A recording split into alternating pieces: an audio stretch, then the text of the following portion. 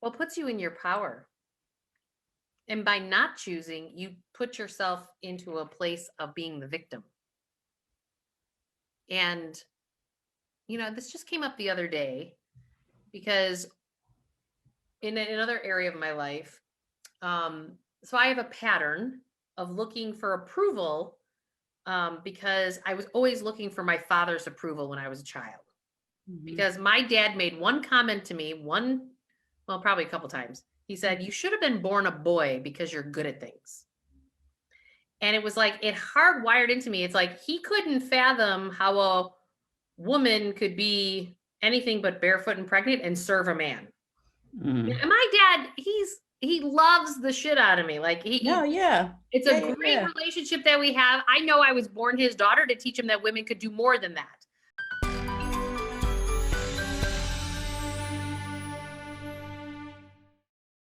What is going on, everybody? Hello, I'm Julie the Money Chick. But guess what?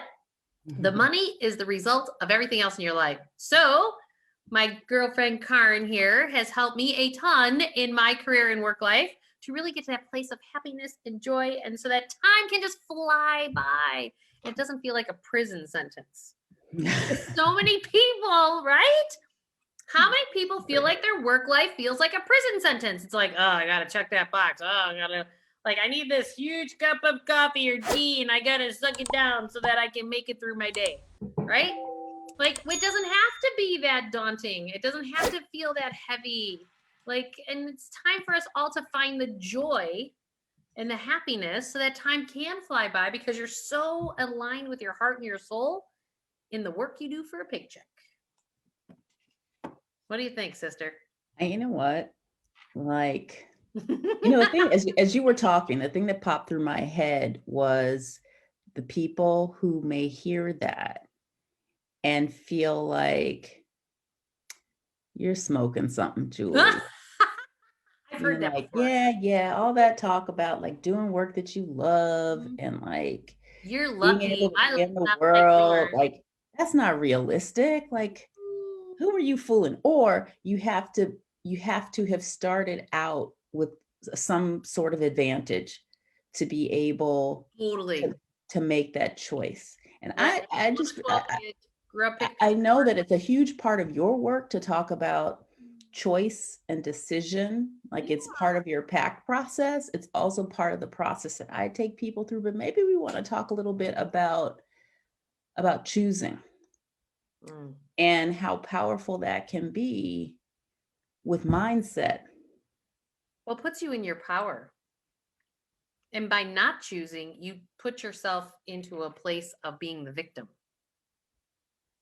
And, this just came up the other day because in another area of my life, so I have a pattern of looking for approval because I was always looking for my father's approval when I was a child.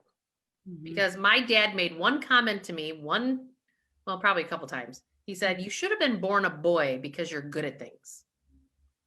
And it was like it hardwired into me. It's like he couldn't fathom how a woman could be anything but barefoot and pregnant and serve a man. Mm. And my dad, he loves the shit out of me. No, yeah. It's a Yeah, yeah, great yeah. relationship that we have. I know I was born his daughter to teach him that women could do more than that.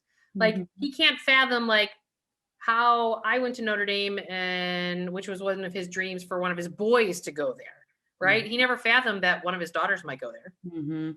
But I was the one that did it. So we have these patterns that have sunk into us when we're young and then it becomes like how we then communicate to the world. So I had one of my teachers really hammer this home with me this week. And she goes, "Julie, the reason the stuff hasn't gone away with you with your ex-husband is because you're still looking for approval Mhm. to be you." Mhm. And how often does that now leak into our work life? Mhm. Yeah, those early, especially early experiences. Like in some of the work that I do, um, the basis of my work is to ask the right questions. Yeah. And without knowing what I'm really asking you, every Right. question has an has this almost, I'm going to call it a secret, Yeah. like reveal. And so we can probably all point to, and anybody who's listening, I want you to think about those moments that stand out in your mind. Some of them will be conscious and some of them will be unconscious, but those moments that where you were stung, where maybe somebody said something to you that really stung. Yeah. It stuck. You may think you've moved past it, but for me, I remember this is a camp memory, and I wasn't that young when it happened, but I know that in my life at that, I was probably 12 when this happened, and I used to go to a YMCA away camp. And we would go for a month or 6 weeks at a time. I loved it, loved it, loved it. It was one of my all-time favorites. It's a camp out of Hyde Park, which is this really integrated like neighborhood in Chicago. And then the people who attended, we had international camp counselors because, the YMCA is a global institution, right?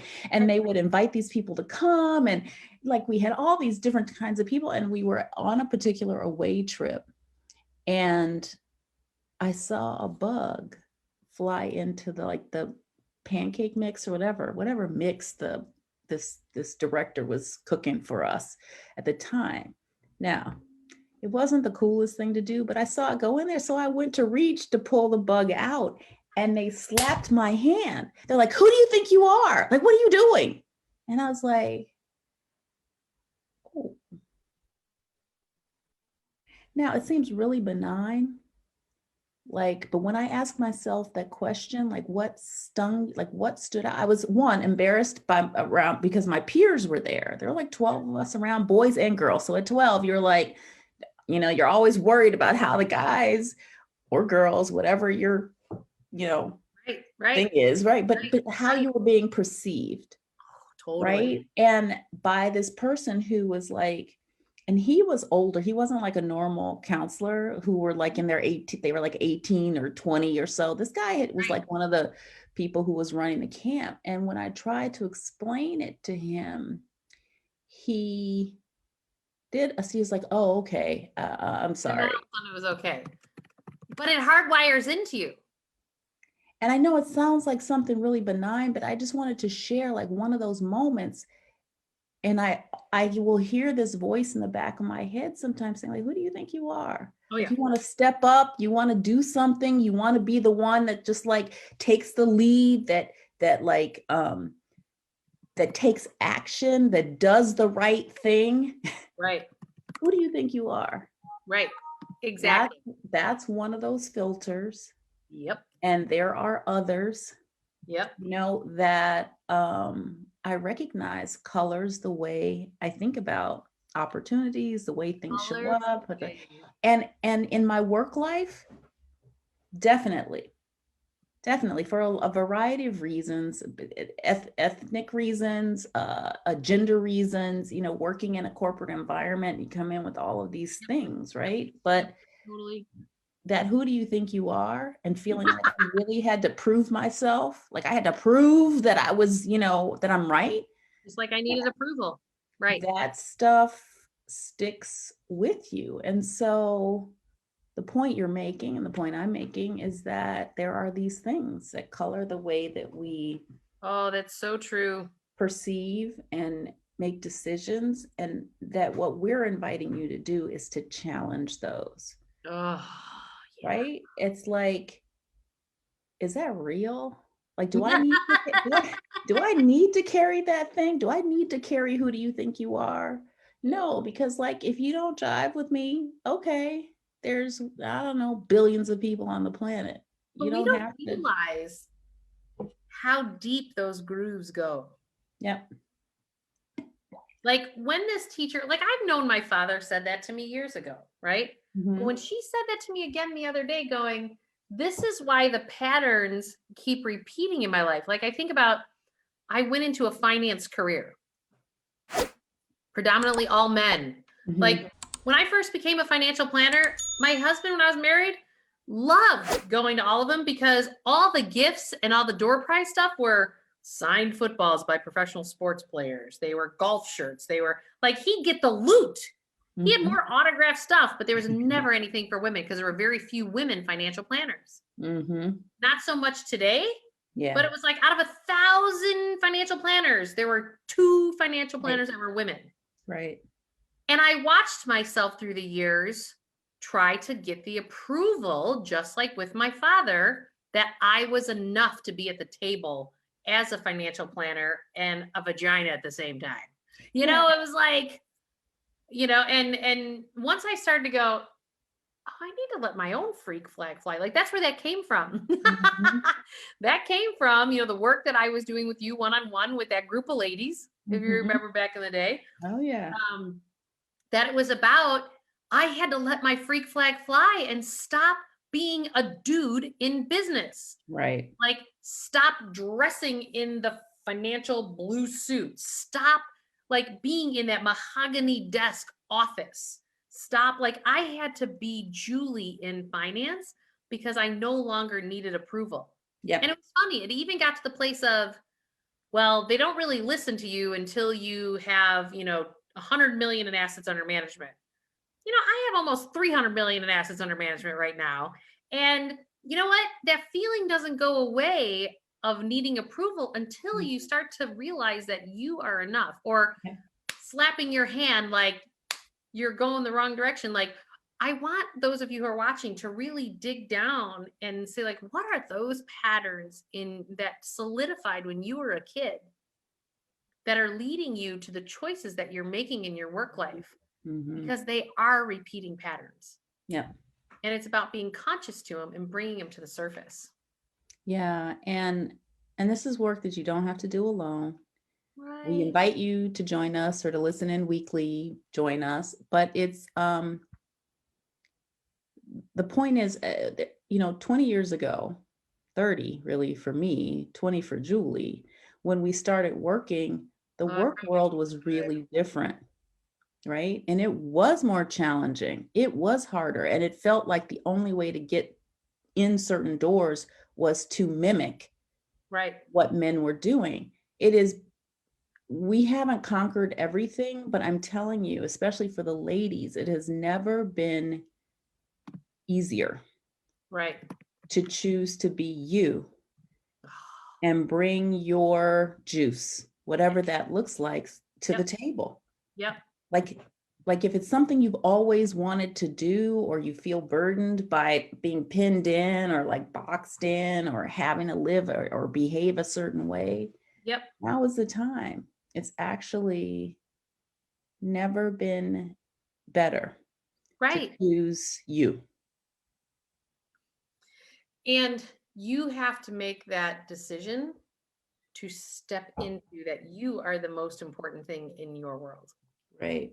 Like, there's lots of, I was raised Irish Catholic. You were not supposed to do for yourself before you did for others, because that was not the Christian thing to do. Right.